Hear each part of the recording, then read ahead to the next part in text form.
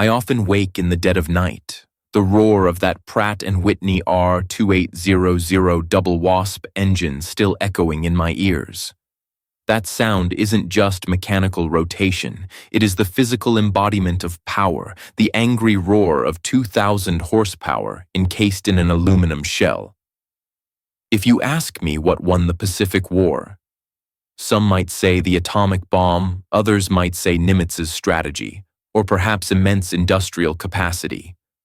But for those of us risking our necks between the blue sea and the azure sky in 1944, there is only one answer: the F-6F, the Hellcat.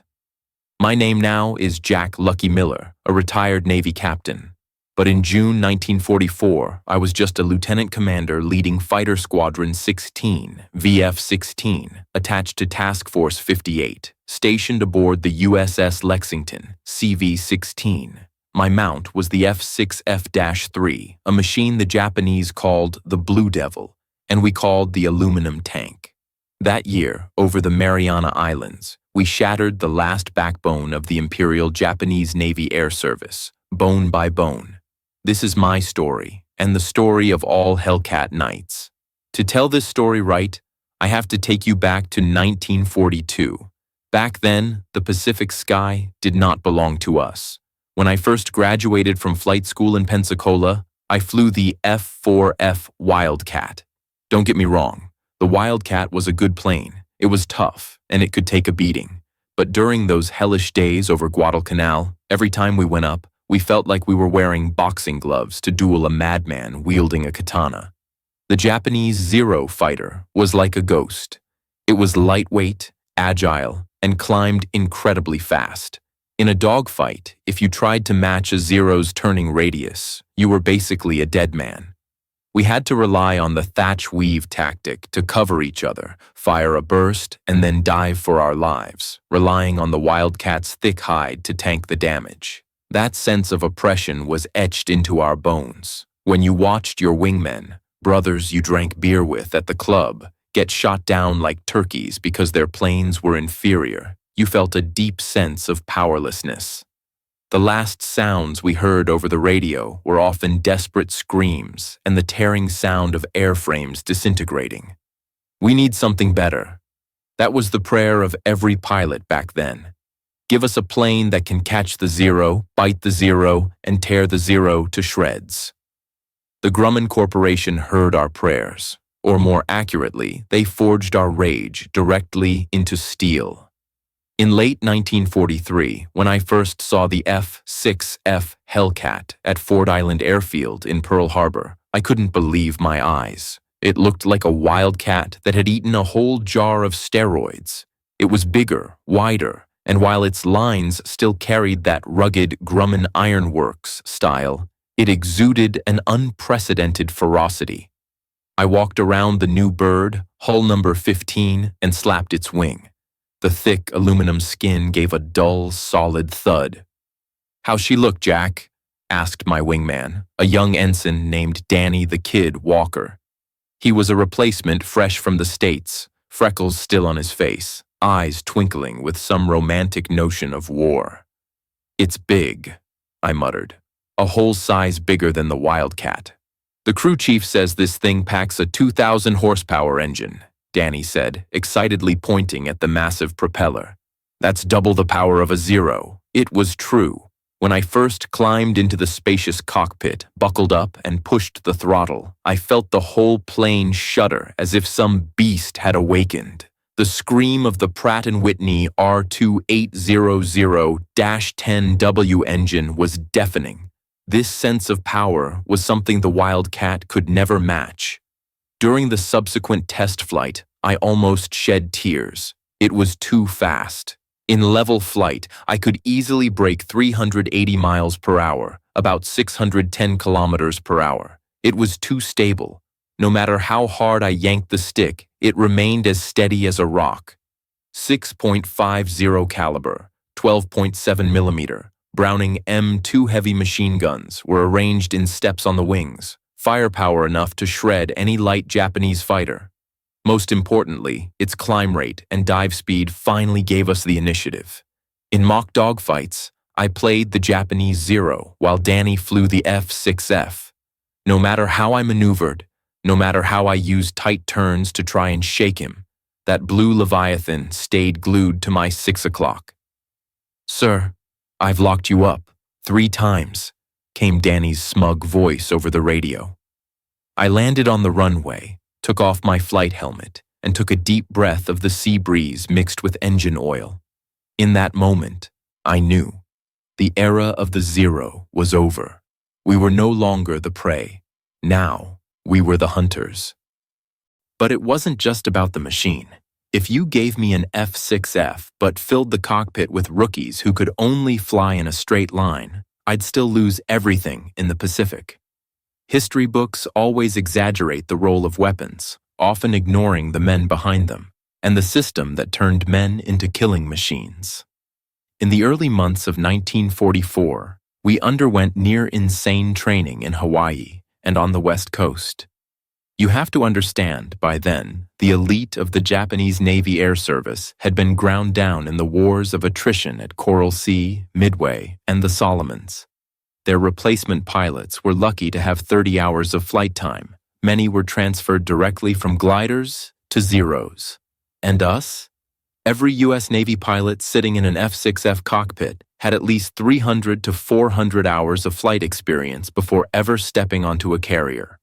At training bases back home, we practiced gunnery, formation flying, night landings, and instrument flying over and over again. Our instructors were mostly veterans with combat experience, drilling every lesson learned in blood into our brains. "Watch your fuel gauge, watch your flight leader."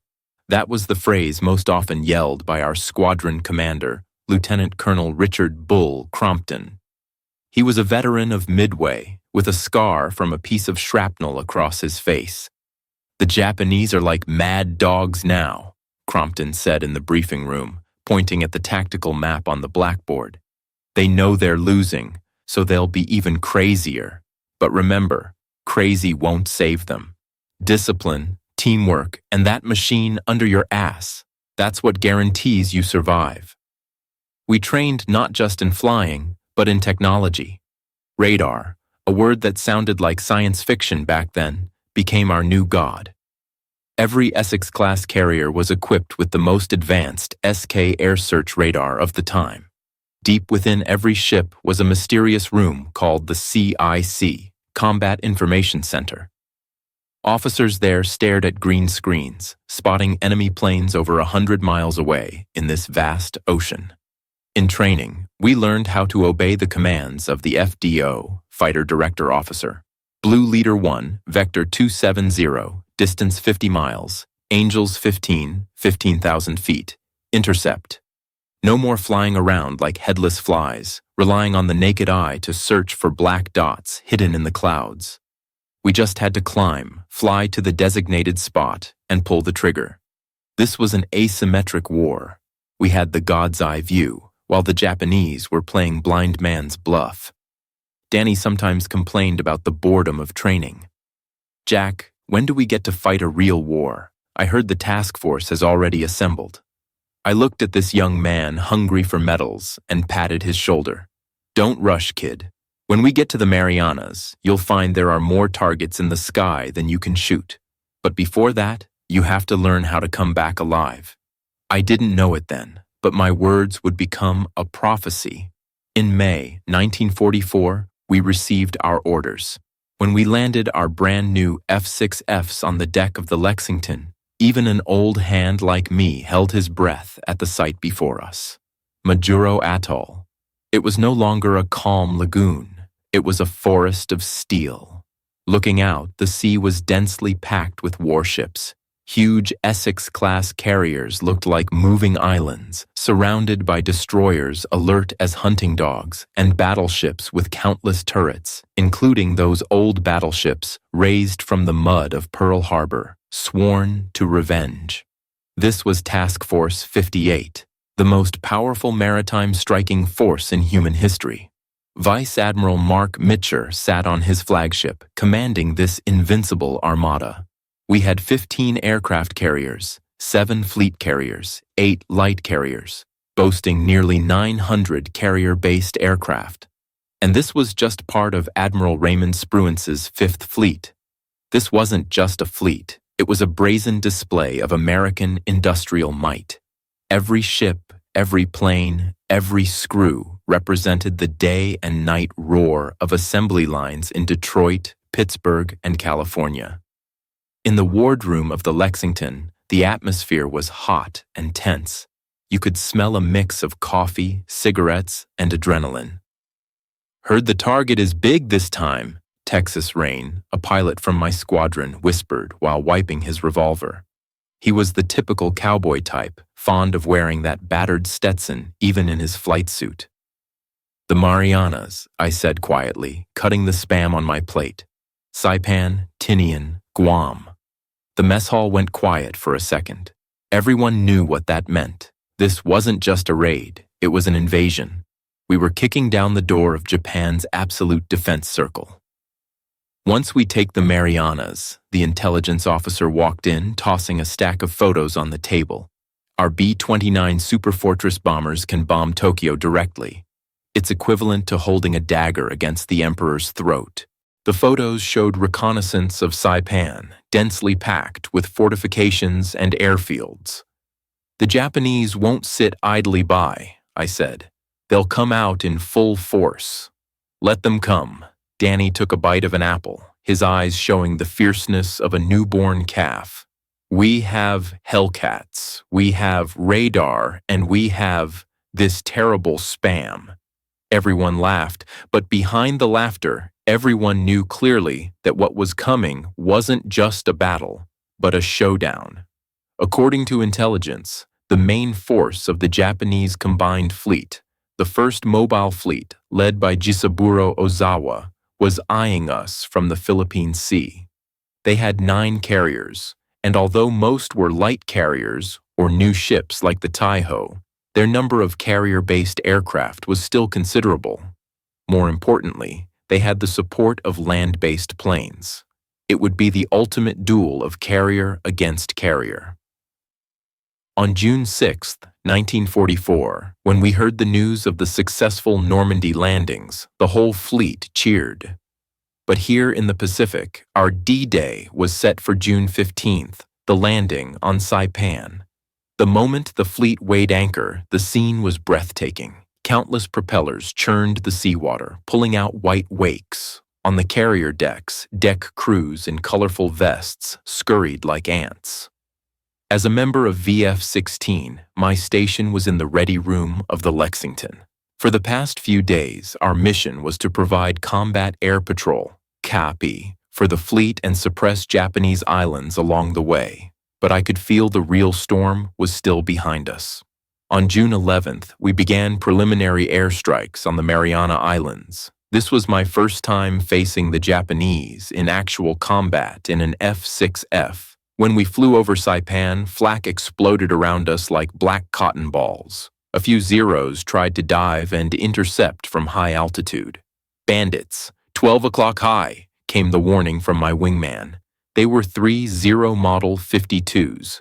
If I were flying an F-4F 2 years ago, my instinctive reaction would be to find clouds for cover or call for help.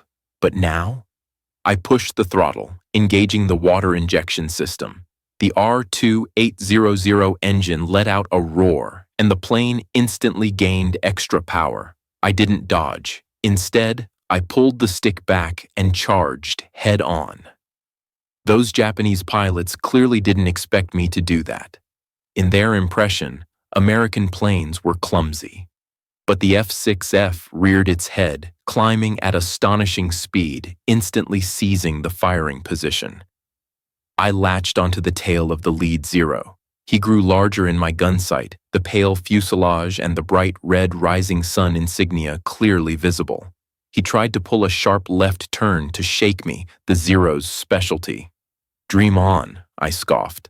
I didn't rush to follow the turn. Instead, utilizing the F-6F's superior high-speed performance, I executed a high yo-yo, rolled out at the apex, and dove back down. In that moment, the Zero seemed frozen in my crosshairs. I squeezed the trigger. 6.50 caliber machine guns fired simultaneously, tracers whipping the root of the Zero's wing like lashes of fire. Without suspense, the fragile fuel tank ignited instantly. The Zero turned into a massive fireball, tumbling down toward the azure sea. The whole process took less than 30 seconds. "Nice work, Lucky," Danny shouted over the radio. He had also just shot down a Jill Tenzin torpedo bomber trying to sneak up on him. Back on the carrier that day, I wasn't too excited. I knew this was just the appetizer. Our rampage over Saipan was like poking a hornet's nest. Intelligence showed that Ozawa's fleet had departed from the Tawi-Tawi anchorage. They were bringing hundreds of planes, crossing the Philippine Sea, coming for us. June 18th. 3 days had passed since the Saipan landing. The Marines were fighting in the meat grinder on the island, while we were at sea, waiting for the ultimate moment. Task Force 58 deployed in the waters west of the Marianas. Admiral Spruance was a cautious man.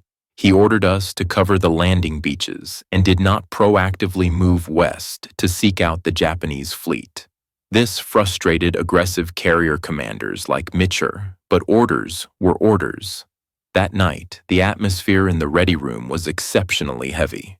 We all knew that Japanese planes had a longer range than ours. Zeros and their new Judy, Suisei bombers could launch attacks from outside our striking range. This was called outranging. "They'll make their move tomorrow morning." Squadron Leader Crompton drew a long arc on the blackboard. "The Japanese will use their range advantage to strike first. They want to sink our carriers before our planes can even take off." He turned around, his gaze sweeping over every one of us. "But gentlemen," Crompton tapped the blackboard, "they ignored one thing. They think they're still fighting the Battle of Midway. They don't know how far our radar can see, they don't know how efficient our CIC is, and they certainly don't know." He patted a poster of an F-6F hanging on the wall. "Don't know how fierce this cat is." I was wiping my flight goggles. I thought of my home in Ohio, thought of the cross my mother pressed into my hand before I left. But soon these thoughts were replaced by combat instincts. I knew that tomorrow, June 19th, 1944, would be a day for the history books. We had solid decks, highly trained pilots, and a powerful radar network.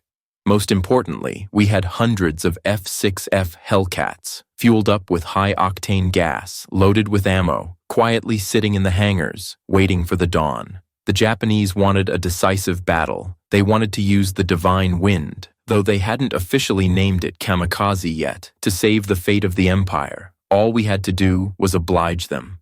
I slept lightly that night. My dreams were full of engine roars and tracer trails.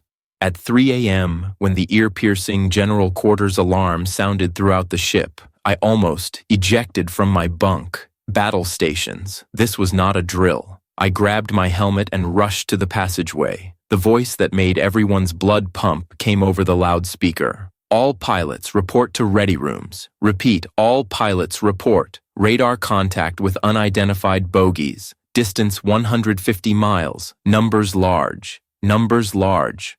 The phrase made the corner of my mouth twitch upward.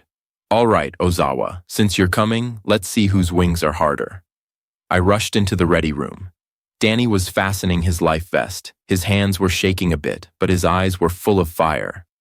"Ready, kid?" I asked loudly, trying to drown out the alarm. "Ready any time, sir," he shouted back. We ran to the deck. The eastern horizon was just turning the color of a fish's belly, and the morning sea breeze carried a salty, wet scent. On the deck, the engines of dozens of F-6Fs were already warming up, spewing blue exhaust, shaking the whole world. That is the most beautiful and most terrifying sound in war. I climbed into my plane, Hellcat number Lucky 13. The plane captain gave me a thumbs up and helped me lock the canopy. I looked at the flight deck stretching out toward the sea and pushed the throttle forward. The turkey shoot had begun. June 19th, 1944, morning. The cloud ceiling over the Philippine Sea was low, with heavy cumulonimbus clouds piling up on the horizon like gray cotton. Although the sea breeze was still humid and hot up at 20,000 feet, the air inside the cockpit was bone-chillingly cold.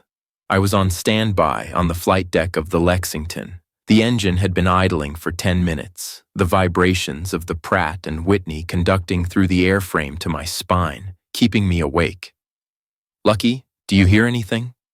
Danny's voice came through the headphones, tinged with anxiety. "Maintain radio silence, Danny," I replied briefly. "We only move when CIC calls us." This is war now. In the past, we relied on eyes to search for the enemy, on luck to bump into them. But now, deep in the bowels of this massive ship, in a dark room filled with the hum of vacuum tubes and cigarette smoke, a group of officers staring at green radar screens were doing the thinking for us. They were the FDOS, Fighter Director Officers. For us pilots, their voices were the will of God. Around 10 a.m., that terrifyingly calm voice finally broke the silence in my headset. "All fighter squadrons, attention. This is Red Axe, FDO call sign. Radar contact vector 260, distance 140 miles. This wave is big. Repeat, very big." Even through the thick headphones, I could feel the tension in the CIC. Detecting enemy planes at 140 miles? That was unimaginable before.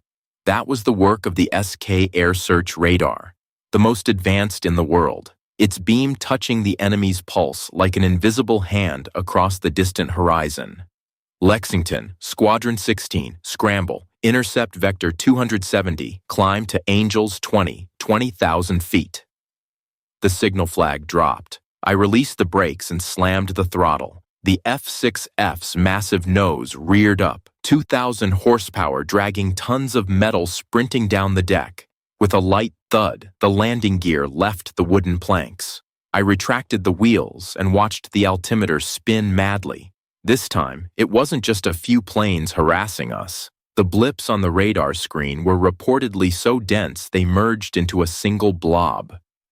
"Looks like Ozawa emptied his savings account," I thought silently, trimming the plane to cut into the clouds at the best angle of attack. Meanwhile, behind us, the battle over Guam had already started. The Japanese intended to use Guam as an unsinkable aircraft carrier to receive their carrier planes for shuttle bombing. But our comrades, the F-6Fs, tasked with attacking Guam's airfields, were smashing their pipe dream to pieces. When I looked back, the black smoke rising from Guam was clearly visible even miles away. But the real threat came from below the horizon to the due west. When we climbed to 24,000 feet, the entire air defense net of Task Force 58 was fully spread. Can you imagine that scene? It wasn't just courage, it was a victory of mathematics and geometry.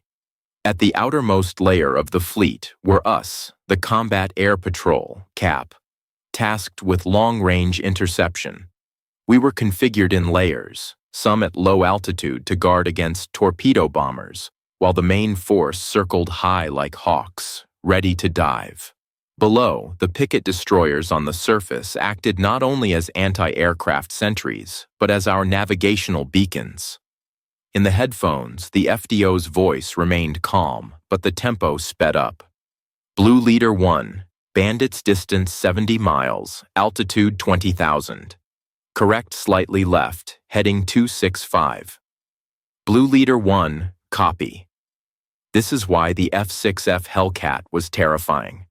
Not just because it was tough and heavily armed, but because it wasn't fighting alone. We existed as a sharp blade within a massive system. While the Japanese air groups were still groping blindly over the vast ocean trying to find our carriers, we had already seized the altitude advantage, calculated the position of the sun, and were hanging right over their heads. "Tally-ho!" Wingman Danny's voice suddenly went shrill. 11 o'clock, low! Good God, there are too many of them." I looked in the direction he indicated. Through the gaps in the clouds, dense clusters of black dots surged like a swarm of bees. That was Japan's first attack wave, about 70 planes. Leading were Zero fighters, followed by obsolete Val dive bombers and new Jill torpedo bombers. If this were 1942, seeing so many enemy planes, my first reaction would have been sweaty palms and thinking about how to survive. But now, looking at those neat but rigid formations, I felt an almost cruel sense of pleasure. Their formation was too stiff, they were practically waiting to get hit, and they were flying too low. "We're going in, boys." I flipped the weapon's safety off, the red ready lights for the 6.50 calibers glowing. "Remember your training. Bite one, blast one, don't get greedy, keep your speed." I pushed the stick to lower the nose, and the F-6F rolled down like a boulder from a mountaintop, rushing toward the Japanese formation with a howling wind. The airspeed indicator instantly broke 400 knots. It was an asymmetric slaughter. If aerial combat is an art, the Japanese that day performed like clumsy apprentices. I picked a Zero Model 52 on the outside of the formation. The plane's paint was fresh, but as I dove in at high speed, he showed almost no reaction. No evasive maneuvers, no scissors, not even acceleration. That pilot is a rookie. The thought flashed through my mind. Where is he looking? What is he doing? Distance 800 yards. I steadily boxed him in the sight. Distance 400 yards. Go to hell. I pulled the trigger. 6 tongues of fire spewed out. Tracers drawing deadly lines in the air, converging precisely on the mid-fuselage of that Zero. There was none of the difficult dogfighting of the past. That Zero crumbled like it was made of paper. Its wings snapped, fuel tank exploded, turning into an orange-red fireball tumbling backward. I didn't even need to maneuver much, just gently pulled up to skim over its wreckage. "I got one! I got one!" Danny screamed on the radio. "Shut up! Stay in formation! Watch your 6! I yelled, using the momentum from the dive to climb rapidly, preparing for a second attack. It was unbelievable. The Japanese pilots we met before, the old devils who raided Pearl Harbor, were acrobats with lethal skills. If you dared to dive straight in like this, they would have bitten your tail long ago. But these guys today? They were like ducks driven onto a rack. Facing our diving attacks, they actually tried to dodge with clumsy turns. Against the high speed of the F-6F, those moves looked like slow-motion replays. The battlefield instantly turned into a chaotic porridge. But in this pot, we were the ones stirring the spoon.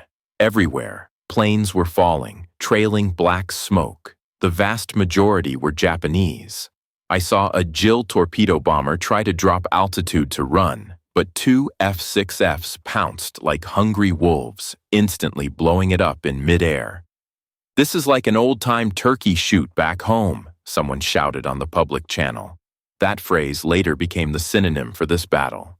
But I had no time to savor the metaphor. Another target appeared in my windshield, this time a Judy dive bomber. It was fast, trying to use clouds for cover. I engaged water injection. The R2800 engine let out that distinctive, air-tearing roar. The F-6F might look heavy, but in this moment, it was as light as a feather. I caught up to that Judy in just over 10 seconds. The rear gunner was firing desperately at me, a few 7.7mm bullets pinging off my engine cowling. If I were in an F-4F, I might have ducked, but this was an F-6F Hellcat, a product of the Grumman ironworks. That firepower was no different from a tickle. I pressed into 200 yards through his fire. At this distance, I could even see the terror in the gunner's eyes. Long burst. The canopy of the Judy shattered instantly, followed by thick smoke from the wing root. It plunged down like a stone. 2 confirmed, I counted coldly in my head. The first wave of attacks lasted less than 20 minutes before we scattered them. The remaining Japanese planes fled in all directions like frightened birds. But we had no time to celebrate. "Blue Leader 1, regroup immediately, climb immediately, second wave inbound, vector 260, distance 110 miles. The FDO's voice became more urgent. "This time there are more. Repeat, very many. The radar screen is filling up. I glanced at the fuel gauge. Half left. Ammo still 2/3 full. The F6F drinks gas, but the tank is big enough. I patted the dashboard. Old buddy, looks like you're working overtime today. We reformed and used that amazing climb rate to seize altitude again. This time, what appeared on the horizon was a massive black cloud. No, not a cloud, but a massive attack wave of over 100 Japanese planes. It was a battle of wills. The Japanese commander evidently believed quantity could make up for the lack of quality. If this were a land battle, human wave tactics might work. But in air combat, after you spend your best pilots, sending a bunch of novices who can't even fly formation isn't an attack. It's suicide. I looked at the massive enemy swarm, feeling no fear, only a sorrowful coldness. All units. Squadron Leader Crompton's voice rang in the headset. Weapons free. Don't let a single plane near the fleet. Kill them all. The next hour was the craziest time of my life. The sky turned into a giant slaughterhouse. F6Fs weaved through hellish bullet rain. We used our altitude advantage to slice into the Japanese formation again and again like harvesters. I saw Danny latch onto a Kate torpedo bomber, an antique from the Midway era. Danny was practically riding on top of it, firing until the plane disintegrated in midair. I saw an F6F get hit by the Japanese, trailing black smoke and falling, but the pilot, I would have done the same, rammed a Zero trying to sneak up on him before bailing out. But more often, it was a one-sided massacre. Japanese bombs were dropped into the sea before they even saw the shadow of American ships. They panicked. They screamed on the radio, trying to find their flight leaders, trying to find the way home. But waiting for them was only the fury of 6.50 caliber machine guns. In the melee, I shot down my third and fourth planes. Just as I was about to find a fifth target to become an ace for the day, I glimpsed a scene that made my heart skip a beat. A few Japanese dive bombers that slipped through the net were breaking through our interception line, rushing toward the distant task force. Damn it, I cursed, pushing the stick to dive and pursue. But I was too far. I couldn't catch them. Just as I thought ships were about to be damaged, countless black smoke clouds suddenly rose from the sea surface. Those were VT fuse, variable time radio proximity fuse, shells. The anti-aircraft fire from our battleships and cruisers was no longer blind guessing with timed fuses like before. Every shell had eyes. Those Japanese planes seemed to hit an invisible wall, instantly torn to shreds in the air.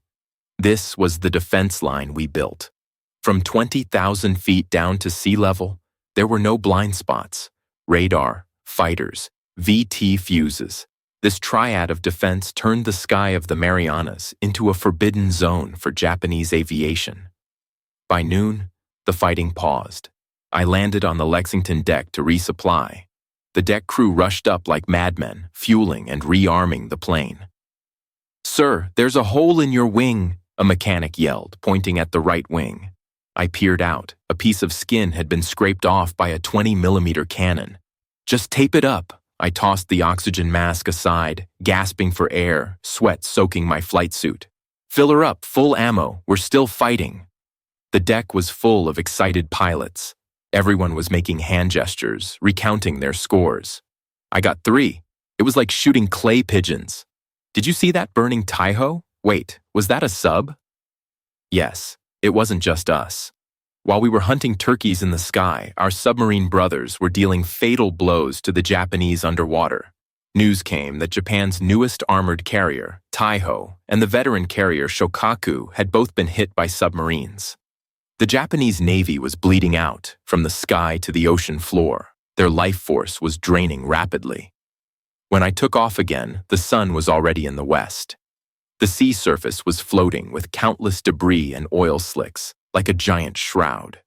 The afternoon fighting remained intense, but to us, Hellcat pilots who had already seen red, the subsequent Japanese attacks felt more like desperate struggles. Before dusk, I shot down my 5th enemy plane of the day, a Jill trying to attack a destroyer. Watching the splash as it crashed into the sea, I felt a deep exhaustion, but mostly a certainty.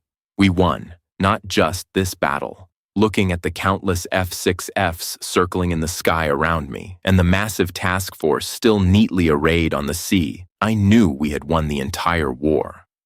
The carrier air power Japan had painstakingly accumulated over 2 years was wiped out by us in a single day. Over 300 planes, hundreds of pilots' lives, the crystallization of countless resources. Now, they were all scrap metal on the seabed. This was the F-6F's victory, Grumman's victory, and the victory of every American riveter. As night fell, the signal to return came over the radio. All planes return to base. Good job, boys. Beers on the house tonight. I flew the still intact Lucky 13 toward the carrier under the setting sun. But I knew the story wasn't over. The Japanese were beaten, but their fleet was fleeing. Vice Admiral Mitcher wouldn't let this chance slip. We're going to chase them, I said to myself. Tomorrow, we're going to knock on their front door. But before that, I needed a good sleep. Under this sky, we had conquered. June 20th, 1944. For the vast majority of this day, we waited. The carnival of the Turkey Shoot had passed, leaving the Lexington with a hangover-like exhaustion. The deck no longer had the constant roar of takeoffs and landings from yesterday, replaced by a suffocating anxiety. We all knew Ozawa had run. Yesterday's battle had knocked out his teeth, the carrier planes. But the wounded beast still had a massive body, those aircraft carriers. If we didn't send them to the bottom, even if they were just empty shells, the Japanese would find a way to repair them, stuff them with new planes, and come back to kill us in a few months. It's not fair. Danny sat on the floor of the ready room, fiddling with a deck of cards. We clearly won. Why not let us chase them? Because Admiral Spruance is a cautious man. I lean back in the chair, eyes closed. He fears this is a Japanese diversion. He has to protect the landing beaches on Saipan. That is his primary mission. But this is a chance, a once-in-a-lifetime chance. Danny threw the cards on the floor. Not just him, the entire task force was restless. Vice Admiral Mitcher sent out all reconnaissance planes, searching the western seas like casting a net. Time ticked by. Noon passed, 2 o'clock passed, still no news. Every time the loudspeaker crackled, everyone's heart jumped, but it was always irrelevant announcements. The sun began to tilt west, the light turning golden and harsh. For carrier pilots, this meant the window of opportunity for the day was closing. You can't land after dark. At least for a massive air group of hundreds of planes, night recovery is an impossible task. It's suicide. Until 3:40 p.m., the message that decided our fate finally arrived. Enemy fleet spotted. Vector 275, distance 275 miles. The ready room exploded. Everyone looked at the map on the wall, then at their watches.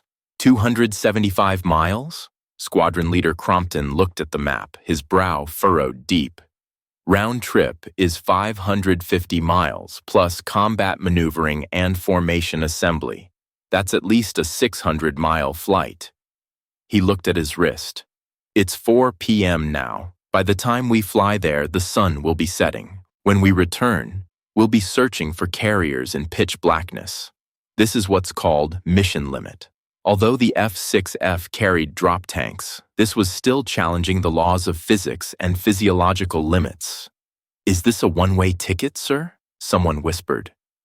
Crompton was silent for a second, then put on his flight cap, his eyes becoming hard as iron. "No, it's an order." Admiral Mitcher decided to launch. "We're going to take out those carriers. As for how to get back, we'll worry about that after the fight." He looked around at us. "Set your mixture to auto lean. Don't waste a drop of gas. Take off." At 4:20 p.m., Task Force 58 roared again. The scene was starkly different from yesterday. Yesterday was defense and counterattack. Today was an all-out assault. Over 200 warplanes, F-6F fighters, SB-2C Helldiver bombers, TBF Avenger torpedo bombers, soared from the decks of various carriers. When I flew Lucky 13 off the deck, the setting sun hung right in front of me, dyeing the sea a blood red. We flew west, as if chasing that falling sun. To save fuel, we climbed slowly, formation very loose. The radio was unusually quiet, only occasional navigation corrections. No chatter, no jokes. Everyone was staring at two things, the sun ahead and the fuel gauge on the dashboard. The F-6F's Pratt & Whitney engine hummed low. I pulled the mixture lever to the lean position, adjusted the propeller pitch, trying to save every ounce of fuel from the mouth of this monster that drank gas like water. We flew for an hour, then another. The sun got lower, the sky turning from azure to deep purple, then that unsettling gray-blue. Clouds cast long shadows below. Not there yet? Danny's voice held a tremor. Soon, I comforted him, though I wasn't sure myself. Just ahead. Just then, at the end of the horizon, I saw a different glint. It was the wake left by ships. Tally-ho! Target sighted! In that moment, all exhaustion and worry were thrown to the back of my mind. The thing we were looking for was right there. It was the Japanese first mobile fleet. They were scattered on the sea like frightened sheep. Several huge silhouettes were visible, aircraft carriers surrounded by destroyers and cruisers turning frantically. It was already 6:40 p.m. Half the sun had sunk below the horizon. This was the last light. All squadrons, assign targets. The strike coordinator's voice rang in the headset. The big one is Zuikaku. That one over there is Hyo class. We're keeping them all here. I didn't see the dense swarm of Zero fighters like yesterday. Only a sparse few planes circled in the air, the last dregs of the Japanese Navy Air Service. Fighters cover the bombers in, clear the airspace. I pushed the throttle, disengaging fuel save mode. The R-2800 engine, seemingly stifled for too long, sucked in a mouthful of rich mixture and let out a joyous roar. The battle was chaotic and beautiful. I say beautiful because the backdrop was a magnificent Pacific sunset. The sky presented an eerie purplish red, the clouds edged with gold. Against this stunning background, countless tracers interwove like a meteor shower. The Japanese anti-aircraft fire was intense. The main guns of battleships and cruisers fired skyward, exploding into giant black fireworks or the colorful Sanshiki Type 3 shells. I led my 4-plane division straight for the few Zeros trying to intercept our bombers. Don't let them near the Helldivers. A Zero tried to sneak up on an SB-2C from above. I yanked the stick, the F-6F carving an arc in the air, cutting into his flight path. The light was very dim, but I could still clearly see the red meatball on his wing. He didn't seem to expect us to come so fast, so hard. I gave him no chance. At 300 yards, 6 machine guns fired simultaneously. In the twilight, the tracers looked exceptionally bright. The Zero was set ablaze in midair, falling toward the dark sea like a burning torch. Having dealt with the interference, I turned to look at the sea. A symphony of destruction was playing out. Our TBF torpedo planes skimmed the sea surface to attack, while the SB-2C bombers dove like hawks from high above. I saw a bomb directly hit the carrier identified as Hyo. Fire instantly erupted from its elevator well. Immediately after, another hit. Its massive hull shuddered violently in the explosion and began to list to the right. On the other side, the famous Zuikaku, the last surviving carrier from the Pearl Harbor attack, was desperately making S-turns. Several near misses kicked up huge water columns around it, but I saw black smoke rising from its deck too. We circled in the air, strafing Japanese damage control crews trying to put out fires on the decks.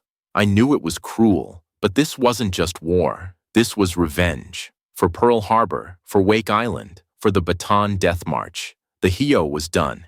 It had stopped moving, stern settling, fire consuming the entire superstructure.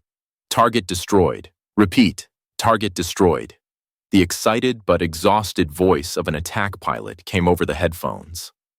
I checked the time. 7 p.m. sharp. The sun had completely set. Only the last faint afterglow remained in the sky. The fires on the sea became the only light source. Burning Japanese warships looked glaringly bright on the dark ocean. All planes, break off immediately. Return to base. Return immediately. This order pulled us from the fever of battle back to cold reality.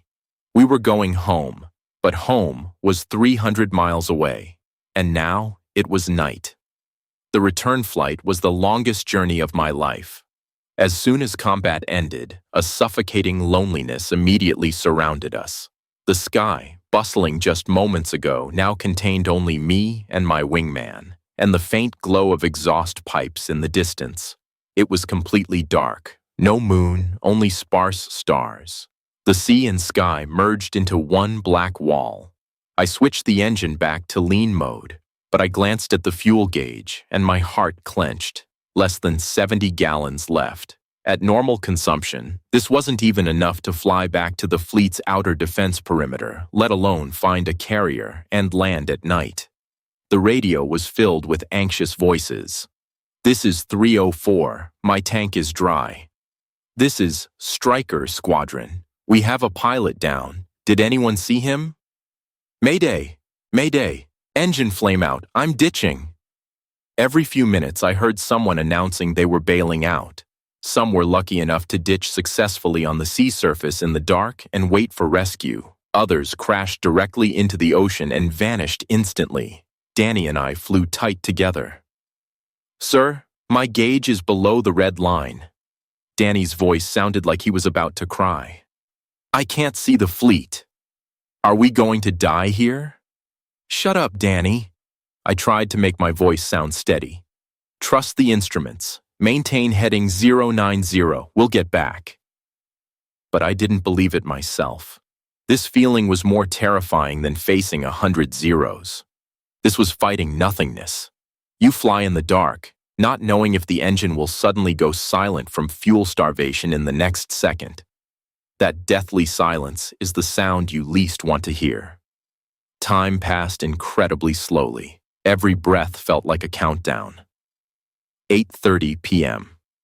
My low fuel warning light came on. That harsh red light was like a mocking eye in the dark cockpit.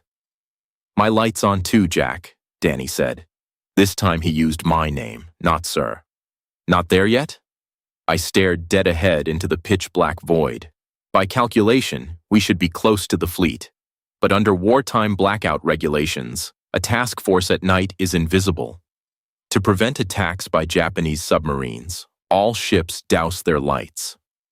To find moving carriers on a vast ocean without light guidance, it was looking for a needle in a haystack. This wasn't just getting lost, it was despair. Just as I was preparing to order Danny to climb and bail out with me, a miracle happened. Or rather, a crazy decision was made. At first, I thought it was a hallucination. At the end of the horizon, a light suddenly lit up. Not the flash of an explosion, but a straight beam piercing the firmament. It was a searchlight beam. Then a second, a third. Countless beams of light shot from the sea to the night sky, looking like they were trying to poke holes in heaven. Every warship, carriers, battleships, cruisers, even tiny destroyers, turned on their searchlights simultaneously. Not only that, I saw countless star shells exploding in the sky. Red, green, white signal flares lit up the entire sea area like daylight. Even the massive Enterprise, it was said, lit up the guide lights on her deck. In that moment, tears burst from my eyes. Vice Admiral Mitcher had given the order. That old man, usually cold and ruthless to let us lost children find the way home, risked exposing the position of the entire task force. He risked sneak attacks by Japanese submarines, even attacks by Japanese night bombers, shouting to the entire Pacific, "We are here! Kids, come home! Look, Jack, look! Danny howled on the radio, sobbing. "That's the fleet. Those are lights." "I see it, kid. I see it." I wiped the tears and sweat from my face. But it wasn't over. As we flew closer to the fleet, the scene became both spectacular and chaotic. Hundreds of planes swarmed toward the light source like moths to a flame. The sky was overcrowded. No one cared about landing order anymore. No one cared which squadron you were from, or even if it was your ship. "Land on any deck you see," the tower commander shouted on the radio. "Don't care whose ship it is. Just get down." My engine started to cough, the precursor to fuel exhaustion. I saw a huge carrier below, the lights on the deck looking like a road to redemption. That wasn't my mothership Lexington. Maybe it was Bunker Hill or Hornet. Who cared? Blue Leader 1, entering long final. I dropped the landing gear. The hydraulic system groaned.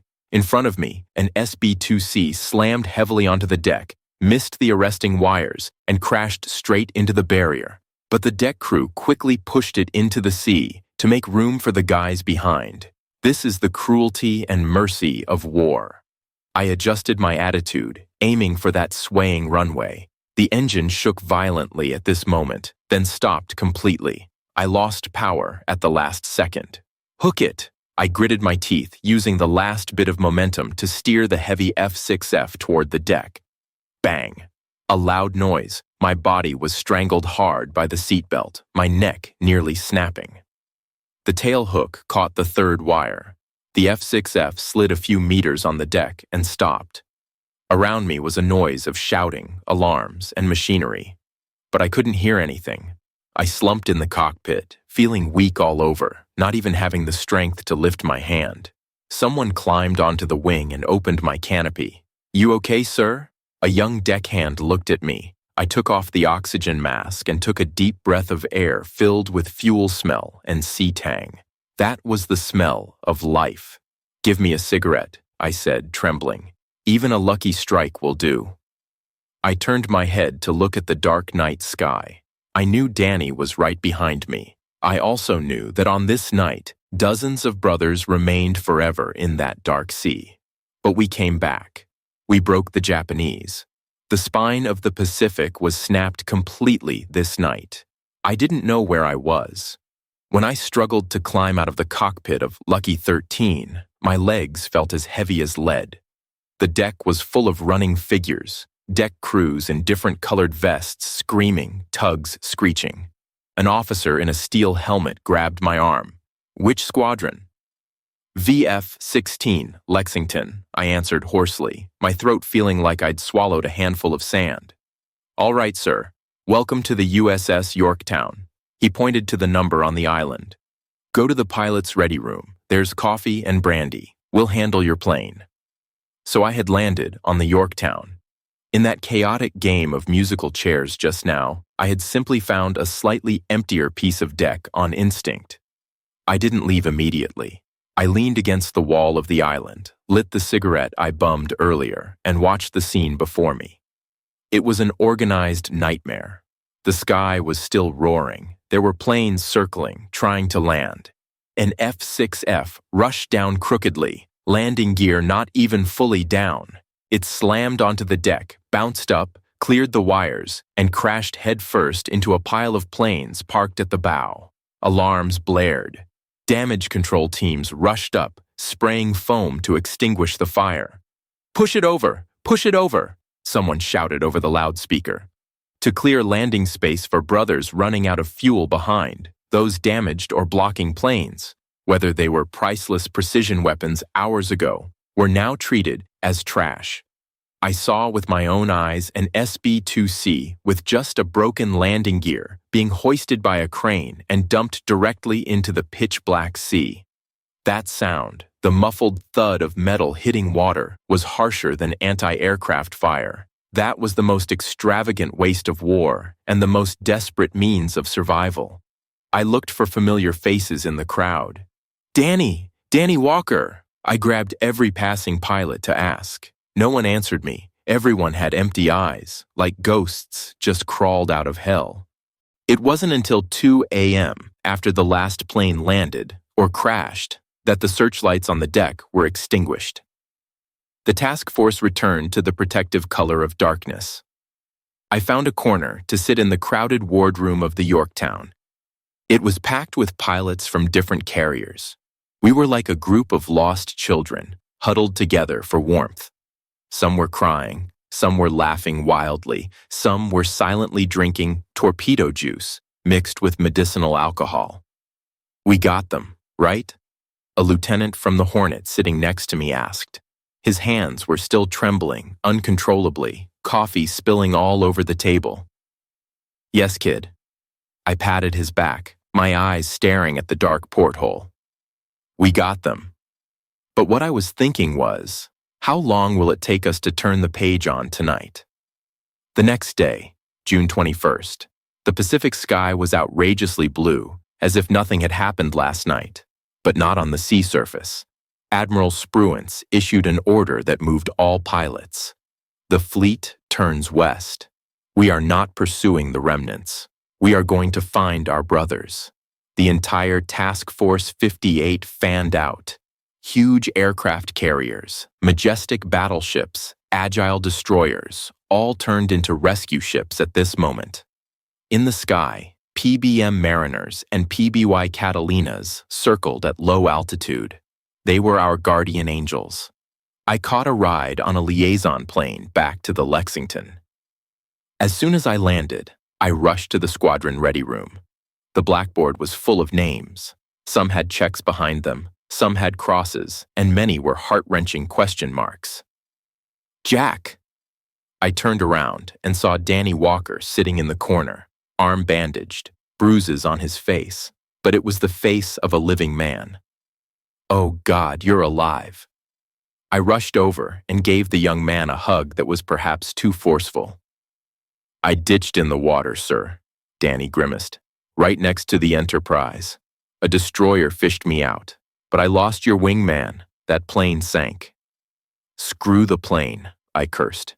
"Grumman factories can build dozens of those things a day, but there's only one of you." Not everyone was as lucky as Danny. Our Texas Rain, the guy who loved his cowboy hat, was missing.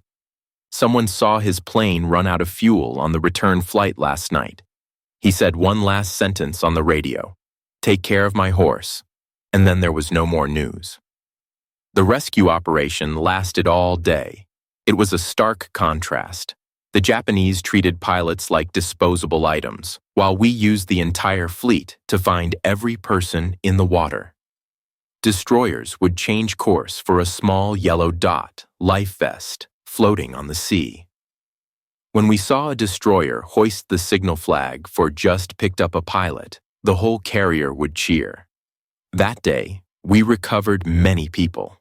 Although we lost nearly 100 planes, 80 of which were due to fuel exhaustion or landing accidents, most pilots and aircrew were saved. This is why we could win. Not just because the F-6F was tough, but because we knew that as long as we were alive, the fleet wouldn't abandon us.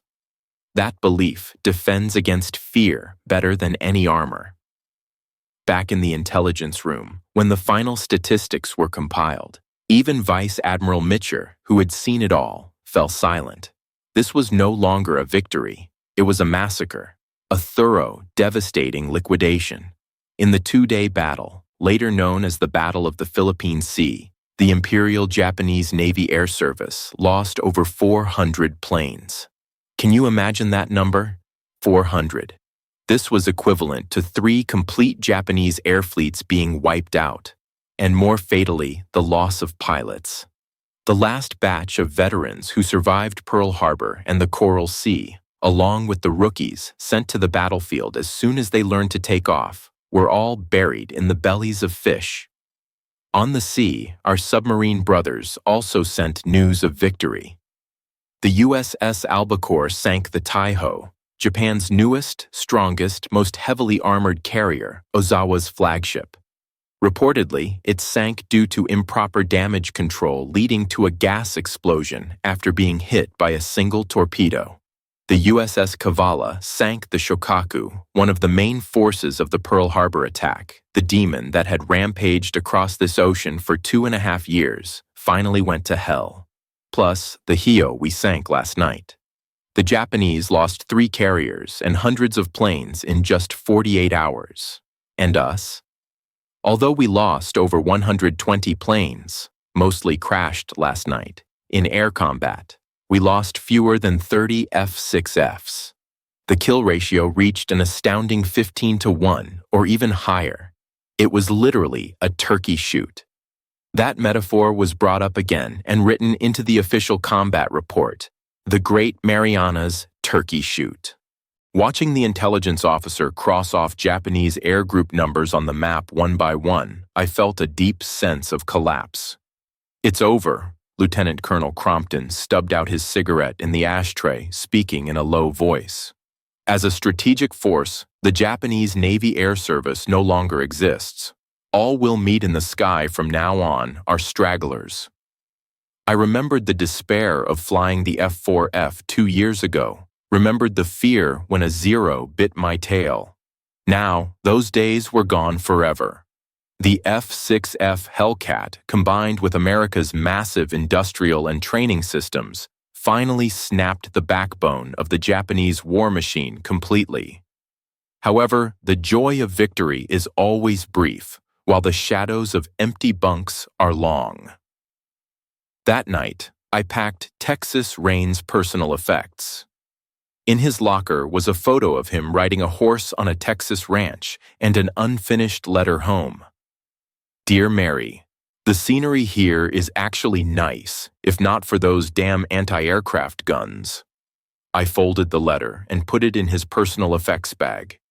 In this narrow cabin, although Danny and I were both there, the silence was deafening. We both knew that although the statistics said we achieved an overwhelming victory for Rain's family, the casualty rate of this battle was 100%. This is the paradox of war's mathematical logic and emotional logic. I lay on my bunk, eyes closed, but couldn't sleep. Every time I closed my eyes, I saw the firelight on the dark sea last night and heard those calls for help fading on the radio. I knew I might be sick. Later they called it PTSD, post-traumatic stress disorder, but back then we called it combat fatigue. Whenever the sound of a Pratt and Whitney engine started, my hands would tremble involuntarily. But I couldn't show it. I was the squadron leader. I was Lucky Miller. If even I collapsed, what would those young lads do? So, the next morning, I appeared in the ready room on time, drinking terrible coffee, cracking crude jokes, pretending to be indestructible, just like our F-6F planes. Even if shot full of holes, as long as the engine is turning, you have to keep flying. July 1944. With the naval victory, the battle for Saipan was nearing its end. We took this vital rock. A few days later, we received orders to transfer and land at the newly repaired Aslito Airfield on Saipan, later renamed Isili Field. The moment my F-6F's landing gear touched the Saipan runway, I realized the war had entered a brand new phase. The runway here was long, much wider than a carrier deck. But what I noticed wasn't that, but the Seabees, construction battalions, busy beside the runway. They were driving huge bulldozers, expanding the apron, laying thicker concrete. "What are they doing?" Danny jumped off the plane, asking curiously. "This runway is big enough for F-6Fs. I looked at those busy bulldozers, a realization rising in my heart. "That's not for us, Danny." I took off my helmet, feeling the dry, hot wind of the land. "That's for bigger guys." "Bigger guys?" B-29s, I pointed north. "Super fortresses." "Yes, this is why we bled and fought here. This is why we hunted turkeys over the sea, why we sank those carriers. Everything was to seize this island. As soon as B-29 bombers were stationed here, they could load up with bombs, take off, fly 1,500 miles straight, pour death onto the heads of Tokyo, Osaka, Nagoya, and fly back safely. The Japanese homeland would no longer be safe. We were bringing the war to their doorstep. A few days later, I really saw the first B-29 land. It was a silver beast, bigger and shinier than any plane I had ever seen. It glistened in the sun, 4 massive engines emitting a soul-shaking low roar. Watching that B-29 taxi slowly past my F-6F, my little Hellcat seemed so tiny. But I didn't feel lost. Instead, I felt a sense of pride. We cleared the path for it. We used the F-6F's wings and machine guns to build an iron wall in the sky of the Marianas, keeping the Japanese Navy out so these big guys could have a place to land. A B-29 captain walked off the plane, passing right by me.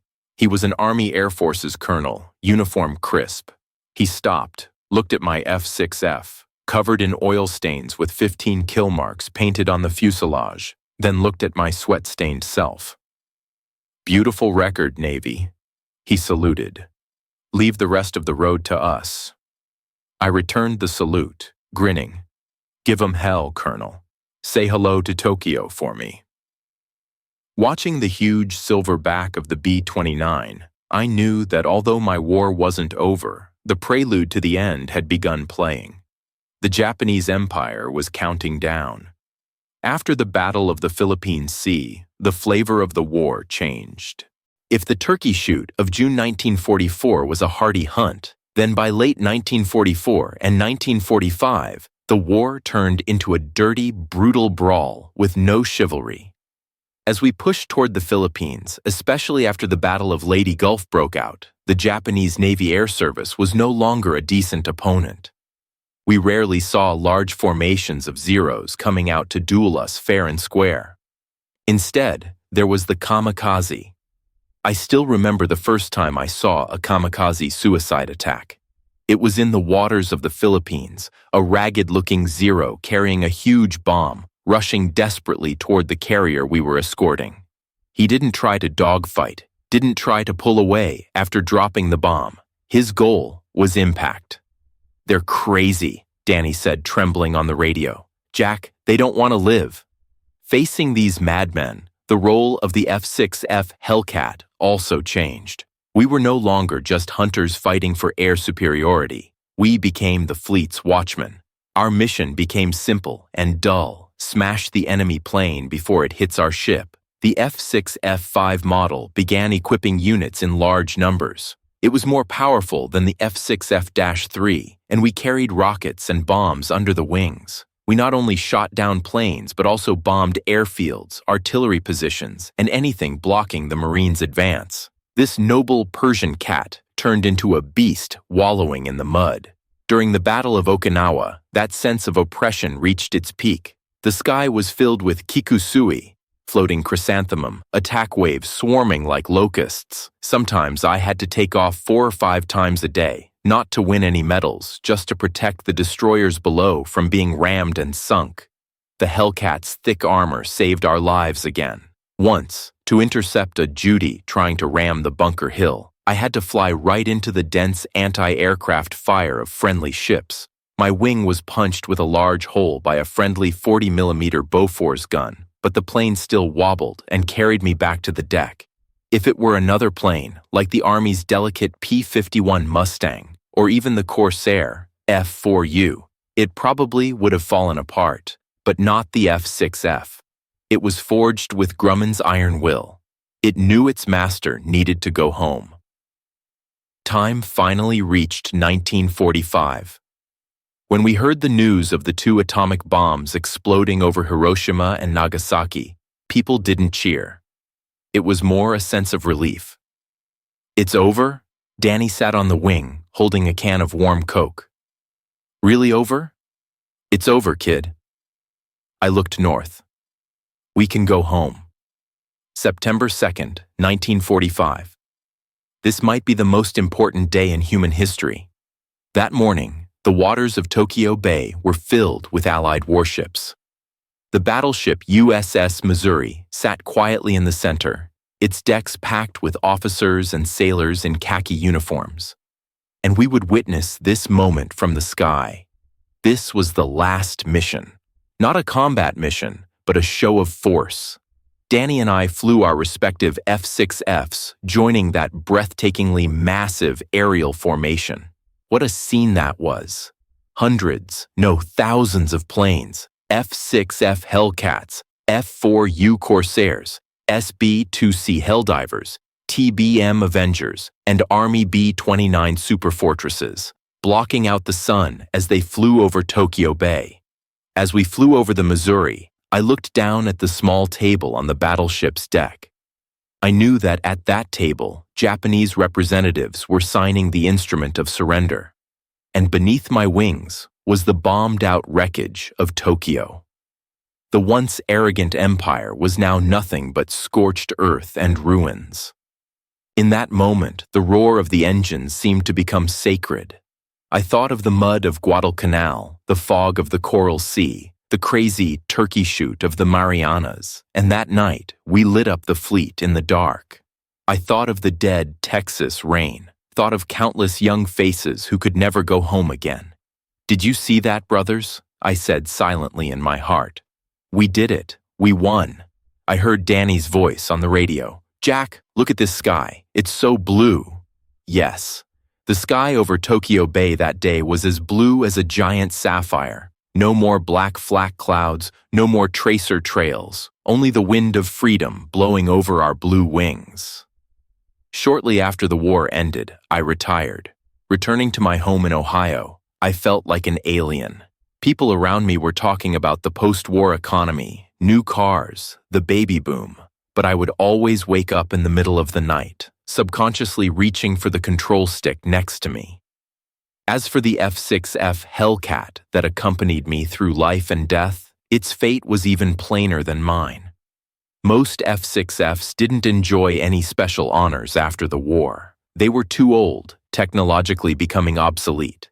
The jet age was coming. Thousands of Hellcats that once ruled the storms were bulldozed together, dismantled, or thrown directly into smelters to become aluminum ingots.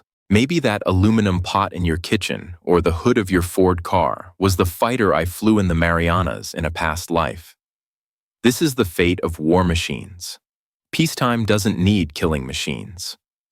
But I wasn't sad, because it fulfilled its mission. It wasn't born to be enshrined in a museum like a work of art. It was born to do the dirty work, the hard work, to protect us, flesh and blood humans. But I kept one thing, my flight log. On the last page, I wrote the final statistics of that campaign. Enemy planes shot down, 346, our losses, 29, exchange ratio, 15-1. These aren't just numbers. They are a monument forged by the sweat of Grumman workers, the wisdom of radar operators, and the courage of pilots. Now, I am very old. Too old to climb stairs, let alone climb into a fighter cockpit. Sometimes, I go to the Aviation Museum and look at the F-6F-5 quietly parked in the corner. Young people today prefer looking at the streamlined P-51 Mustang or the unique F-4U Corsair. They think the Hellcat looks too dumpy, square wings, thick fuselage, no aesthetic sense at all. They even call it a Grumman Ironworks product. Whenever that happens, I lean on my cane, stand before that blue plane, and gently stroke its cold skin. They don't understand. They don't know that it was this dumpy guy that held up the entire sky during the darkest days of the Pacific. It wasn't as agile as the Zero, but it was indestructible. It wasn't as elegant as the Mustang, but it could land as steadily as a rock on a heaving carrier deck. It is the epitome of our era. Our generation didn't seek flashiness, nor did we care for displays of individual heroism. We just put on our work clothes, flight suits, picked up our tools, control sticks, and silently went to finish a job that had to be done, destroying fascism. I seemed to hear the sound of that Pratt & Whitney R2800 double wasp engine starting again. Clank, roar. That is the roar of 2,000 horsepower, the sound of freedom. In that roar, I am 24 years old again.